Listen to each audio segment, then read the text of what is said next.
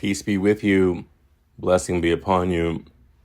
Welcome to Ompractice Walking Meditation.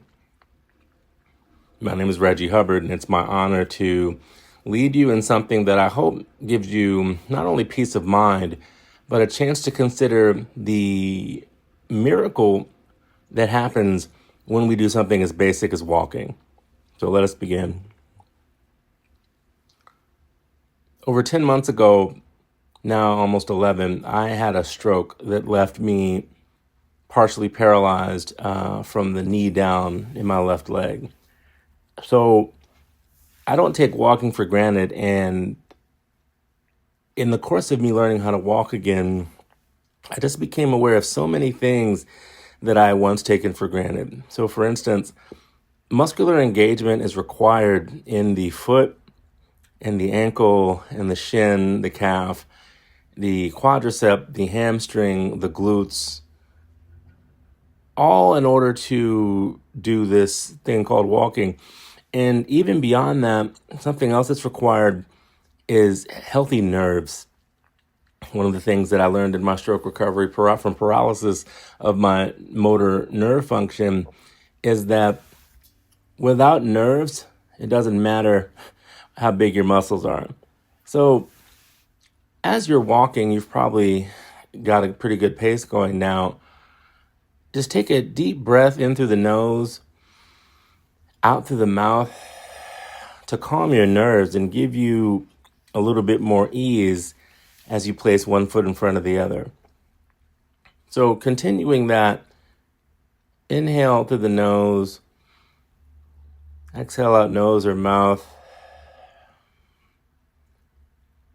just to give the nerves a bit of a break so that walking can be a bit more easeful and less labored. So focus your mind on the breath, and it may not need to be as long as what I just instructed you to do, but just focus on the air coming in through the nose and out through nose or mouth. And begin to settle into an appreciation of breathing. Thinking of the breath as the thing that powers the cardiovascular system. The breath brings in oxygen, which gets into the blood system, which is circulated through the heart, which goes throughout all the body and infuses the cells with oxygen, and the cells release their waste into the blood. And all of this happens through the inhale and the exhale. So focusing on this simple thing, in through the nose, out through nose or mouth, as the catalyst and the sustainer for walking.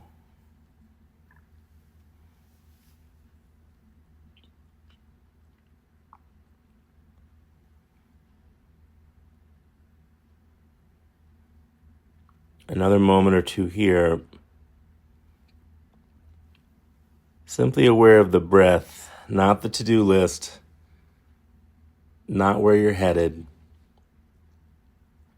but where you are.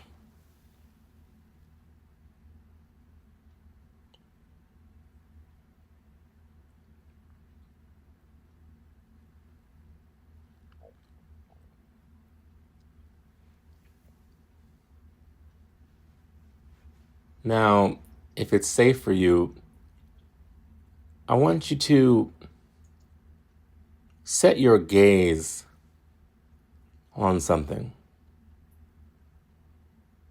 and give gratitude for functioning sight. And as you set your gaze on whatever it is that you're walking towards or in the direction of,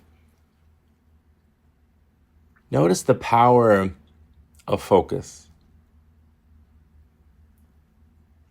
So in the same way you focused your attention on the breath prior to, in this moment, with your attentive gaze, focus the eyes on something in the distance.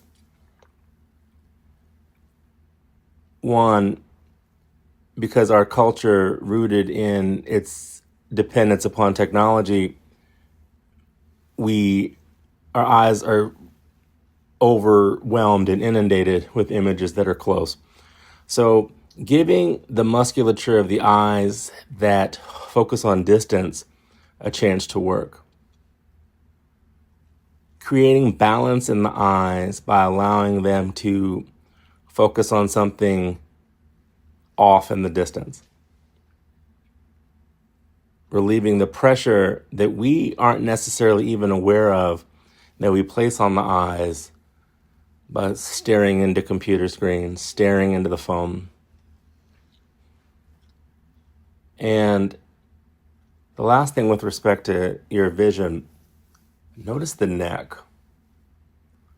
So if the neck is bent down, take the head back, take the chin back, and imagine from the crown of your head down through your entire spinal column, a straight line of energy as you hold good posture while looking off in the distance.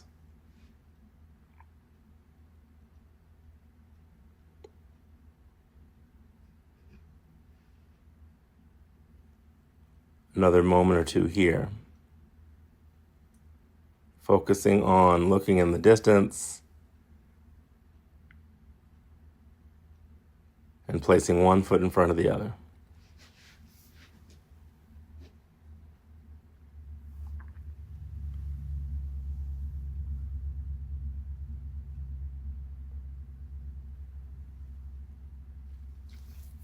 And as if that were a bit of foreshadowing,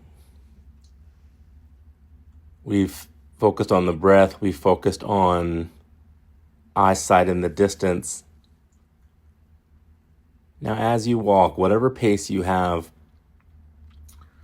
focus on placing one foot in front of the other and give gratitude for all that is going right in order for that to happen. So the nerves are firing and the muscles are responding. You're able to keep your balance as you propel yourself forward through space.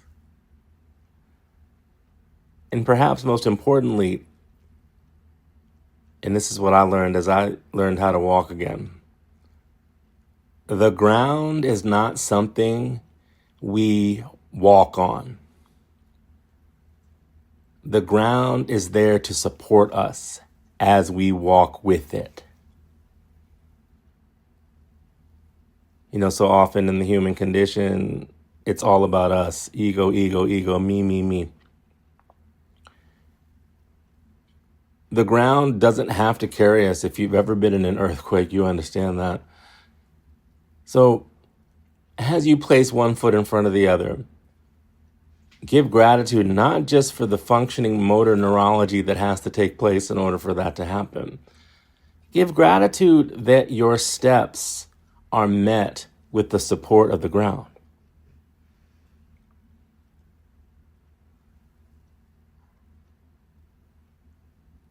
And give gratitude for everything that is going right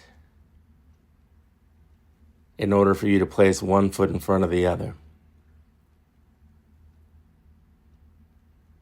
Because especially in hard times, the cliche, take a deep breath, keep your focus, and just place one foot in front of the other.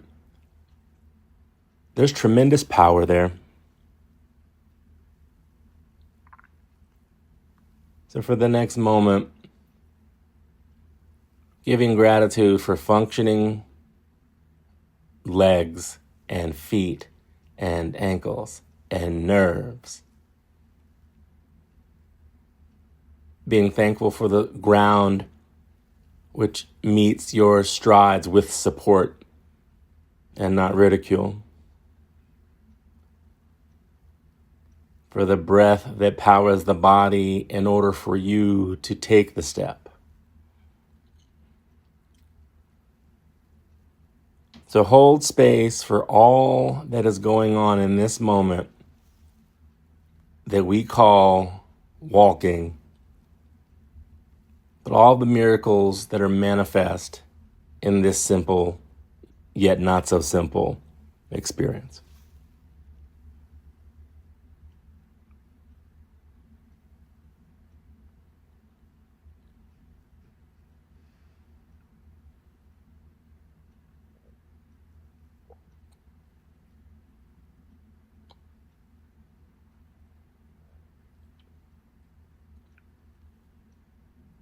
Now, in honor of this meditative experience, I'm going to end our time together with a sound bowl.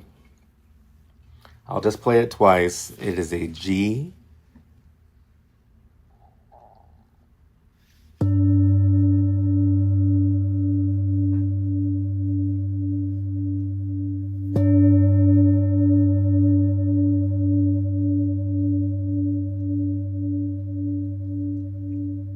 Thank you for your kind attention and blessing upon your day.